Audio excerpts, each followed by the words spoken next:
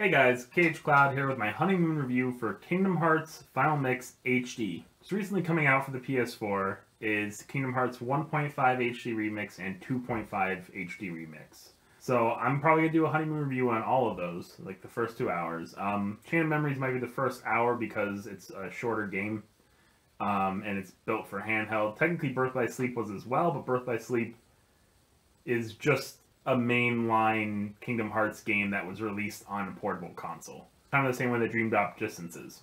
If you don't know, Kingdom Hearts is one of my favorite series. I love the first game. I love the second. I love all the games basically. I'm slightly disappointed that you don't get 358 over 2 or recoded as part of these packages to play, but I understand why, because you need the touchscreen in them. So I guess technically you could use a little touchscreen on the DualShock 4 controller, but no. that would not work. So this is a big deal for me. I mean, I was one of the people that got the game 15 years ago on release date. Absolutely loved it. And I haven't returned to the game, though, in quite a while, because I prefer Kingdom Hearts 2 more. So when I go back to play, I usually end up playing Kingdom Hearts 2, or Birth by Sleep, or Dream Drop Distance, because, you know, I still haven't beaten those two. You know, I love all sorts of games, so I don't always have the time to play each of the Kingdom Hearts themes to completion, but I've played all of the mainline games to completion. In fact, with Birth by Sleep, I intend to do that, and I'm going to be doing, actually, a Let's Play series of all of the games that are included in this. Maybe not Chain of Memories, I don't know. But definitely Kingdom Hearts 1, 2, and Birth by Sleep. You're going to see, you know, a whole bunch of those videos popping up on my channel. In fact, there are 2 right now, but the mic was not working properly, so not much I could do about that. You can hear my voice kind of like squeaking in the background, like... So I gotta fix that actually on my mic before I do the next stream. But so to get out of the way first, I'm gonna talk about all the different changes that I noticed from the last time I played it. I mean, I played it a while ago, but still, you know, there are definitely things I can notice. For one, the frame rate being up to 60 frames a second, it's noticeable, and in a good way. I love the smoothness of a 60 frames per second game. I love it. I wish every game could be 60 FPS. I know why that's not the case with every game, and in certain cases, you don't need it. Like, the Telltale games don't need to be 60 FPS. They could run quite happily at 24 FPS. Games that don't involve a lot of that quick reaction type time stuff, but in a combat-heavy game like Kingdom Hearts, 60 FPS is preferred. So it's one of the things I noticed right away is just how smooth the combat is, and I quite enjoy it. The textures, holy crap, the textures look great. Especially when you're starting out and you're on all those stained glass murals of the different Disney princesses. Those look absolutely fantastic in this game. It's great. This game looks like it could be a modern game, just in you know, frames and visual fidelity alone. It's right up there with a lot of the modern games. However, it does show its age a bit. The platforming in the game is not as responsive as I would like. You can actually see in the video there are a few times where it looks like I'm just jumping up and down next to a ladder. When I'm on the ladder and I'm jumping up, that's because I've been so used to playing Breath of the Wild that I was like, oh, I just jump up to go up the ladders, and it's like, oh no, I just jump and sit there like this and then, you know, reattach myself to the ladder. But there are a few times where you see me on the ground, jumping up and down next to the ladder, and I'm pressing my analog stick against the ladder, trying to jump onto it, which I was able to do in other cases, but can't do in this case for some reason. I don't know why. The hitboxes in some areas are a bit small. The controls for some things are a bit weird. Like, there's this little zip line you can grab onto in Destiny Island, but if you jump up to grab onto it, and then you touch the analog stick at all, you immediately jump off. And what was happening is I was jumping forward, kind of like that, to grab onto it, and I would grab onto it and then immediately jump off. And it would just, you know, the zip line would just go straight down. So that was a bit frustrating. I did not like that very much. One of the other things that I want to point out, as kind of a case of it showing its age, is its combat responsiveness in terms of, you know, when I hit the control, do the thing that I'm doing, which has become a lot more common in action RPGs recently. It's not happening in this game. It's not happening in this game in part because, you know, this is one of those like first kind of major action RPGs. I mean, there were action RPGs beforehand, but this is one of those that I feel like kind of defined the style of combat that has gotten pushed in more recent action RPGs, but it's been pushed and also heavily evolved on. In fact, it even gets involved on in Kingdom Hearts 2, but I haven't played that in a little bit either, so, you know, it'll probably feel a little bit dated to me when I get into that as well. But that's not anything to say against the game, because remember, this is a 15-year-old game. For a 15-year-old game, it's a ton of fun. It always will be a ton of fun for me.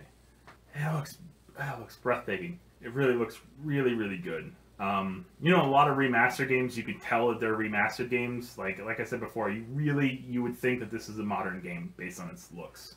And to be fair, the Kingdom Hearts games, they have a good starting point for that, because everything that they do is based on a cartoon, and, you know, toon shaders and other stuff like that. Stylized art is easier to remaster and look like it fits within a new era than realistic like art. When you have an art style that's like the Call of Duty games, it's based on realism. The problem is that those older Call of Duty games, they don't really look that realistic. Like, not anymore, because you can tell that they're older. Stylized games, like, you could go back and play the original Ratchet and Clanks, and yeah, there'll be a few things here and there that'll make you be like, oh, that's kind of eh. But overall, generally with stylized games, they hold up over time, visually. The Destiny's Island is a lot smaller than I remember it being. And for some reason, when I was a kid, I remember it being like a lot bigger than this, but it's really just like a really tiny, like, you can walk across the whole thing in like 10 seconds kind of island. That leads into some problems, because they have you go on these fetch quests. They have you go on 2 of them. I feel like that goes on a bit long. I kind of feel like you could just have one fetch quest on Destiny Island. The second one, I prefer the second one because it involves a little bit more. You get to go on both sides of the island and all kind of stuff like that. But I feel like they really wanted to slowly introduce you to things, because in the first half of the island where you start out, and you get like, I think 3 things. So it's like, oh no, 4. 2 logs, cloth, and a rope. I'm not gonna be able to remember everything for the second one because there's a lot of stuff. But regardless, on the first side of the island, it's all really simple platforming, basically jumping up or going into a building and going out, and like platformers just moving. But it's all simple movement. On the second side is a lot more like jumping between platforms that are floating in air, and that kind of platforming does happen later on in the game. So it's important to get that into your players, right? To get them used to that kind of stuff. So I would have rather preferred, though, that they just had the whole island open and kind of combine the 2 fetch quests into one, rather than having this 2 separate day thing, you know, all that kind of fun stuff. Because by the end of the second one, I was really just like, can I fight something? Like, and I remember having that same feeling as a kid, like, oh, this is long. And to be fair, it's only an hour, so it's not terribly long. There's a bit, like, they do kind of slowly introduce stuff to you, and replaying it, maybe it feels a little bit slower because I've encountered the harder stuff before. Obviously, when I was younger, I beat both games, so I've encountered some of this harder stuff before. So having to go back and fight, you know, a bunch of, I can't remember what they're called, the little like heartless ones that are like little plush toys. They almost look like plush toys. I call them shadow babies, so that's what they're gonna be called. Fighting a whole bunch of those shadow babies was not fun. I mean, at first, yes, it was kind of cool, you know, you fight them, whatever. But then when you're after the island, right, you finally get off the island, you go to Traverse Town. They did a really good job of combining both Final Fantasy type feeling and Disney type feeling into the same area. With Traverse Town, they did a great job of that. But running around Traverse Town, as you have to do to start, there are a ton of the shadow babies that you have to fight all over the place. To be fair, you don't have to fight them. You can run past them. But it is also good to kind of fight them for the money and stuff like that. And also, if you want to open up any chest in the area, you do have to fight them. So, but then beyond that, you know, they start to introduce you into, once you meet up with Donald and Goofy, they do start to introduce you into some of the more difficult enemies, and the game is just, you know, straight up from there, basically. The first boss was a lot more difficult than I remember. He kicked my ass, which I was kind of surprised by, because I was expecting to, I mean, I was a bit cocky because I'd played this game before, and I'd, you know, beat Leon, which I don't think you're required to do. I think you can lose the Leon. I just beat him because I wanted to. The first boss, or I guess he's technically the second boss, because he's the first boss outside of Destiny Island. And in Destiny Island, I don't really consider that guy a boss. The first boss outside of Destiny Island, the boss of Traverse Town the first time, is a lot tougher than I remember him being. I kind of did not like the fact that I didn't have a dodge roll, which is like common in action RPGs nowadays. It's not a second ability. It's like one of the things that you start out with. But you only have a single jump and basically just limited, you know, movement all around him. Like, you can move any direction on that flat plane around him. Still, you know, you can't roll out of the way, you can't run out of the way, and you can't double jump. So I got hit a lot more than I expected, because I was used to those systems, like, you know, when I'm going into Zelda or Bloodborne or The Witcher, I'm kind of going in, like, swinging wildly with, you know, getting off my combo, then dodge rolling out of the way. When that guy comes back out of me, like, either, you know, jumping to the side and then hitting him. Can't do any of that in this. It's very simple movement to start. I don't even know if you do strafing later on. I'm kind of, after playing this, I'm kind of like, I would like to see that in Kingdom Hearts 3. No lie. So hopefully it'll be in there. I mean, overall, I think the game actually holds up fairly well. Like I said, there's those problems where there's things you could tell that it's, you know, an older game. You could tell that. But it's still fun. And in that first 2 hours, you get through Destiny Island, which is the intro area. You get into Traverse Town, and you start to get acquainted more with the Disney characters. Oh, that's another thing I wanted to mention. Mickey Mouse is extraordinarily opulent in this game. The castle that Mickey Mouse is in has this really massive hallway for some reason. And, you know, this throne that's way too big for him. And just everything about his place looks so opulent that if I were like one of the Disney plebeians around inside that castle, I would probably resent Mickey Mouse.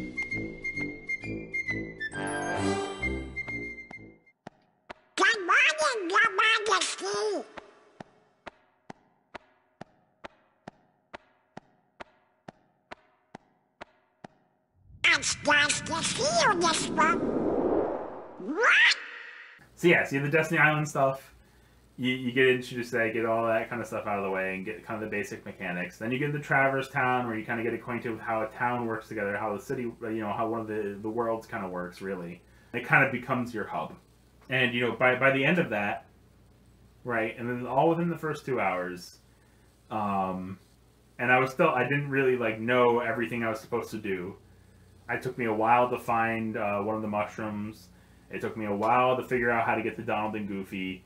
I mean, I played this before, but I don't remember any of that stuff, so it was all kind of in my back of my head and not really, like, you know, fresh. So I would expect this to be the typical pace. You get all that stuff out of the way, and you get your first gummy ship encounter, and you get to land on Alice in Wonderland's world, all within the first 2 hours. So even though it kind of, you know, starts off a bit slow with a Destiny Island and with the first round of combat in Traverse Town, it still keeps you vested and interested. You get to go to a new world. I mean, you could go, I can't remember what the other world is. I think it's the Beauty and the Beast world. Could be wrong. But Alice in Wonderland should be, even if you want to put yourself at the utmost challenge, it should be the first place you go to, because if you have to go back there, once you've beaten all that stuff, once you've beaten the harder world first, all of the stuff in Alice in Wonderland's world then becomes stupidly easy. So I think if you're playing this, even if you want to give yourself a challenge, start out with Alice in Wonderland first. Just play the game on a harder mode. You can do that. Put the camera on auto mode and don't ever touch the right analog stick. The camera does have problems as well, but that was the thing with Kingdom Hearts when it first came out. There are some issues with the camera. I have it on manual mode, so I just moved around the analog stick. It doesn't bother me too much. I do remember it being a huge issue in the first game. But anyway, you get all of that, and it hooks you. Even being an older game, it still hooks you, especially if you're a Disney fan. You will want to come back to this and play it again and again. I mean, that's my honeymoon review of Kingdom Hearts 1. Peace.